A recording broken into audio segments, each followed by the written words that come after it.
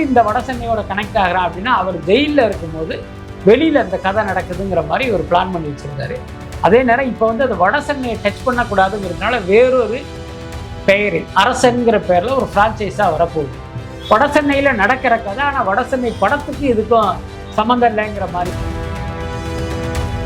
வெற்றிமாறன், தானு, சிம்பு அவங்க பேசும்போதே வெற்றிமாறன் அடித்த கமெண்ட் என்ன தெரியுமா? நம்ம இந்த படத்தை பற்றி அனௌன்ஸ் பண்ணி விட்டாங்கன்னா எல்லாரும் என்ன தெரியுமா சொல்லுவாங்க, ஷூட்டிங் பண்ணிக்கிட்டே இருக்கிற வெற்றிமாறனும் ஷூட்டிங்குக்கே வராத சிம்புவும் சேர்ந்து படம் பண்ணுறானுங்க, இது எப்படி இருக்குன்னு தெரியலையேன்னு எல்லாரும் கமெண்ட் அடிப்பாங்க. அந்த கமெண்ட்டை பொய்யாக்குற மாதிரி நம்ம ஒரு நல்ல படத்தை கொடுக்கணும்னு அவங்க முதல் சந்திப்பிலேயே பேசியிருக்காங்க. இந்த விஷயத்தை பொறுத்த வரைக்கும் தனுஷுடைய முழு ஆதரவு இந்த படத்துக்கு. என்ன காரணம் அப்படின்னா, வெற்றி மேல் அவருக்கு வந்து ஒரு மிகப்பெரிய மரியாதை. அது இல்லாமல் பார்த்தீங்கன்னா அவருக்கு பல்வேறு சந்தர்ப்பங்களில் பண உதவிகள் செஞ்சிருக்காரு தனுஷ்.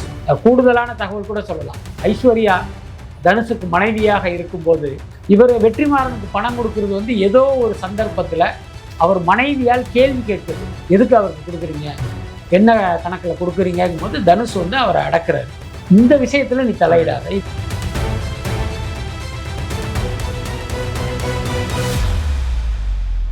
மீடியா சர்க்கிள் நேயர்களுக்கு வணக்கம். இன்றைக்கு நம்மோடு நேர்காணலுக்காக சினிமா விமர்சகர் வலைப்பேச்சு பிஸ்மி அவர்கள் நம்மோடு இணைந்திருக்கிறார். அவரோடு பேசலாம். சார் வணக்கம். வணக்கம். சிம்பு அவர்களும் வெற்றிமாறன் அவர்களும் இணைய போகிறாங்க அப்படின்னு பெரிய அளவில் எதிர்பார்ப்பு கிரியேட் ஆயிடுச்சு.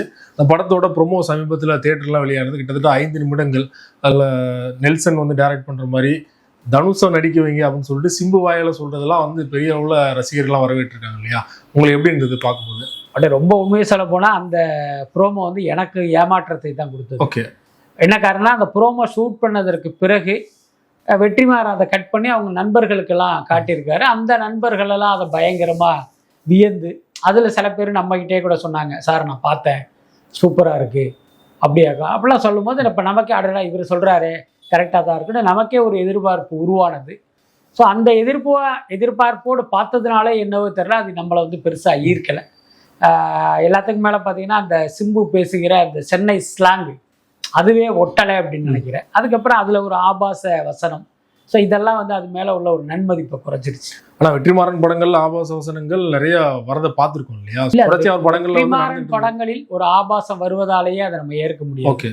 பொதுவாகவே சினிமா போன்ற ஒரு வெகு மக்கள் ஊடகத்தில் சில விஷயங்கள் எல்லாம் நீங்கள் வந்து இலைமறைவு காய்மறைவாக தான் சொல்லணும், சொல்லி ஆகணும். நீங்கள் இல்லை நாங்கள் இதெல்லாம் யதார்த்தம் அப்படிங்கிற பேரில் நீங்கள் எல்லாத்தையுமே நார்மலைஸ் சொல்லிட முடியும். வெற்றிமாறன் வந்து தொடர்ந்து இந்த தவறை செஞ்சுக்கிட்டே இருக்காரு. அதை இந்த படத்தினுடைய ப்ரோமோவிலேயே ஆரம்பிச்சிட்டாரு. அதுதான் நமக்கு பெரிய சங்கடத்தை கொடுக்குது. இப்போ அந்த ப்ரோமோ முடிகிற இடத்துல பார்த்தீங்கன்னா வடசென்னையில் சொல்லப்படாத கதை அப்படின்னு சொல்கிற ரீதியில் சொல்லியிருப்பார் இல்லையா? ஸோ ஏற்கனவே இந்த படம் ஆரம்பிக்க போகும்போது வடசென்னைக்கு இதுக்கு சம்மந்தம் இருக்குதா, அந்த படத்துக்கு இதுக்கு சம்மந்தம் இருக்குன்னு தெளிவாக சொல்லிட்டாரு. ஸோ இந்த படம் வந்து எந்த கோணத்தில் போகும் நீங்கள் நினைக்கிறீங்க? அதான் நம்ம ஏற்கனவே நான் பலமுறை சொல்லியிருக்கேன், இது வடசென்னை படத்தில் தனுஷ் வந்து சிறையில் இருப்பார் சில காட்சிகள்.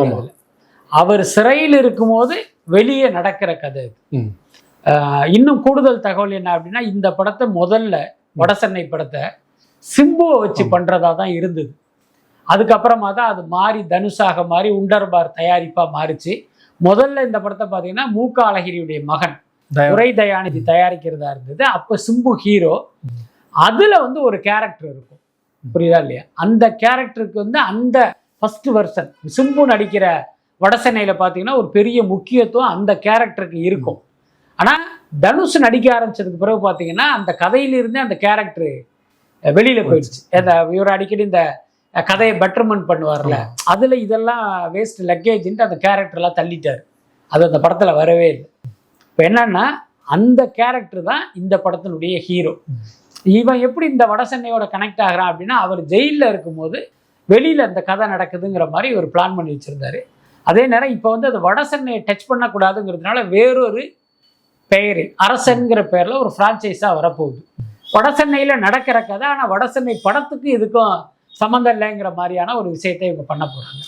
சம போட்டியாளர்களை கதறப்படுற ரஜினி படத்தில் கூட பார்த்தீங்கன்னா இவர் பெரிய கமல் நினப்பு, கமல் மாதிரி ஒரு அழகா இருப்பார் அப்படிங்கிற டைலாக்லாம் சாதாரணமாக வந்து போகும். இந்த படத்துலையும் பார்த்தீங்கன்னா சம போட்டியாளர் கதறப்படுற சிம்பு இந்த படமே இந்த சிம்பு கமிட் ஆனவுடனே தனுஷுக்கு பிடிக்கல அப்படிங்கிற மாதிரிலாம் நிறைய பேர் பேச ஆரம்பிச்சாங்க. வெற்றிமாறனுக்கும் தனுஷுக்கும் பிரச்சனை ஆயிடுச்சு அப்படிலாம் சொன்னாங்க. அதெல்லாம் காம்ப்ரமைஸ் பண்ற விதமா தான் தனுஷ் பேரை வச்சிருக்காரா, எடுத்துக்கிறதா, இப்படி எடுத்துக்கிறது? இல்ல அப்படியெல்லாம் கிடையாது. முதல்ல தெரிஞ்சுங்க, தனுஷுக்கும் சிம்புவுக்கும் பிரச்சனை இல்ல. பிரச்சனை இவர் இப்படி பண்ணாரு அப்படி பண்ணாருன்னு சில பேர் யூடியூப்ல உட்காந்து பேசிட்டு இருப்பாங்க. அவர்களுக்கும் சினிமா துறைக்கும் சம்பந்தமே இல்லை. வழக்கம் போல பாத்தீங்கன்னா ஏதோ ஒரு காசிப்பை படிச்சுட்டு இந்த மாதிரி உருட்டுறாங்க. இதைதான் மக்கள் புரிஞ்சுக்கணும். உண்மையில என்னன்னா நம்மெல்லாம் இவர்களோடு தொடர்புல இருக்கோம். அதனால நமக்கு அதிகாரபூர்வமாகவே பல உண்மைகள் தெரியும். சில நேரங்களில் அதை நம்மளால வெளிப்படையா பேச முடியாது. அப்படிதான் இந்த விவகாரத்தை பொறுத்த வரைக்கும் வெற்றிமாறன் சிம்புவை வச்சு நான் இப்படி ஒரு படம் பண்ண போறேன் வட சென்னை 2க்கு முன்னால. என்ன காரணம் அப்படின்னா, வாடிவாசல் படம் இப்ப நான் பண்ணல, எனக்கு பொருளாதார ரீதியா ஒரு நெருக்கடி இருக்கு, இந்த படத்தை நான் பண்ணித்தான் ஆகணும், புதுசாக கதை பண்ண எனக்கு டைம் இல்லை, சிம்புடைய டேட் இம்மீடியட்டாக கிடச்சிருச்சு, அப்போ எங்கிட்ட இருக்கிற ஸ்டாக்கில் இருக்கிற ஒரு கதைங்கிறது வட சென்னை ஃப்ரான்ச்சைஸ் தான், அதை நான் பண்ணணும், உங்களுக்கு எதுவும் ஆட்சேபணம் இல்லையான்னு கேட்குறாரு. அடுத்த நிமிஷமே தனுஷ் சொன்னது என்னன்னா, எனக்கு எந்த ஆட்சேபனையும் இல்லை, ஏதாவது ஹெல்ப் வேணா சொல்லுங்க, இம்மீடியட்டாக பண்ணித்தரேன்னு அவர் சொல்கிறாரு. அப்போ தான் இவர் சொல்கிறாரு, இந்த மாதிரியான ஒரு சுச்சுவேஷனில் தான் அந்த கதையை நான் பண்ணுறேன் அப்படிங்கும்போது நான் என்ஓசி தரணும்னா கண்டிப்பாக தர்றேன்னு சொல்லிட்டு அவருடைய மேனேஜரை கூப்பிட்டு, அவர் தான் சைனிங் அத்தாரிட்டி, வெற்றி சார் என்னென்ன கேட்குறாரோ எல்லாமே சைன் பண்ணி கொடுத்துருங்கன்னு சொல்லிட்டார். இதுதான் நடந்தது.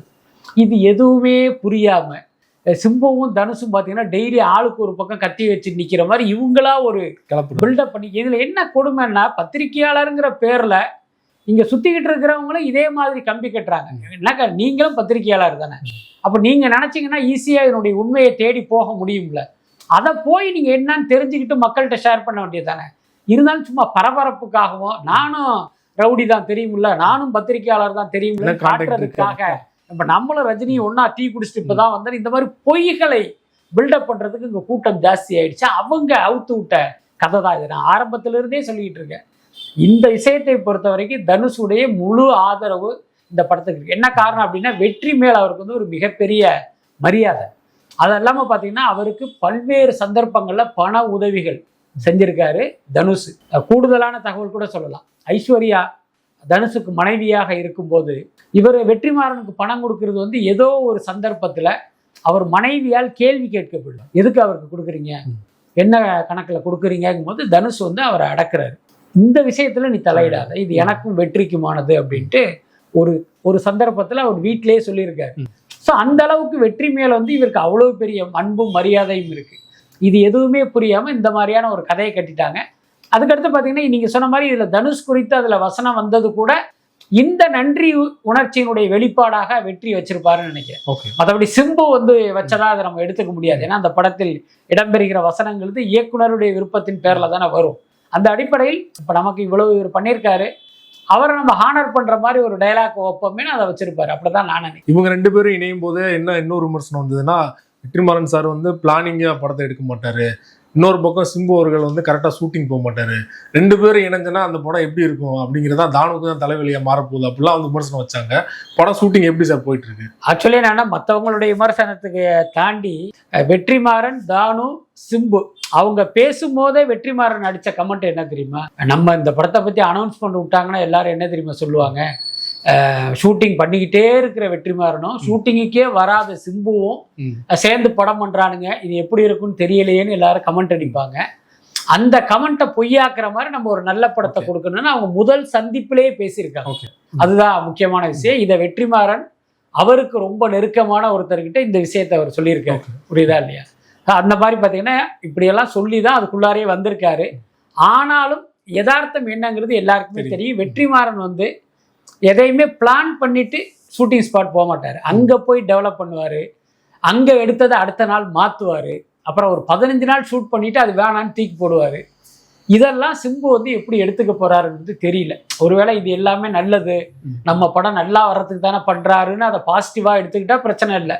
என்னடா அது நம்ம 15 நாள் எடுத்தது தூக்கி போட்டாருன்னு அவர் கடுப்பானார் அப்படின்னா அது வேற மாதிரியான விளைவை ஏற்படுத்தும். ஷூட்டிங் போயிட்டு இருக்கா சார்? எப்போ ரிலீஸ் பண்ண பிளான் பண்ணிருக்காங்க? அதை பத்தி தகவல் இருக்கா? இல்ல, அது இப்போதைக்கு தகவல் இல்லை. அநேகமா தீபாவளி கழிச்சு தான் அந்த படத்தினுடைய படப்பிடிப்புங்கிறது தொடங்கும். இப்ப நம்ம பார்த்தது இந்த ப்ரோமோவுக்காகவே ஒரு 2-3 நாள் அவங்க ஷூட் பண்ணாங்க, அதை தான் நம்ம இப்ப பார்த்தது. இன்னும் பல விஷயங்கள் கன்ஃபார்ம் ஆகலை. அதனால எனக்கு தெரிஞ்சு தீபாவளி கழிச்சு ஒரு நவம்பரில் தான் அது ஷூட்டிங் தொடங்கும்னு நினைக்கிறேன்.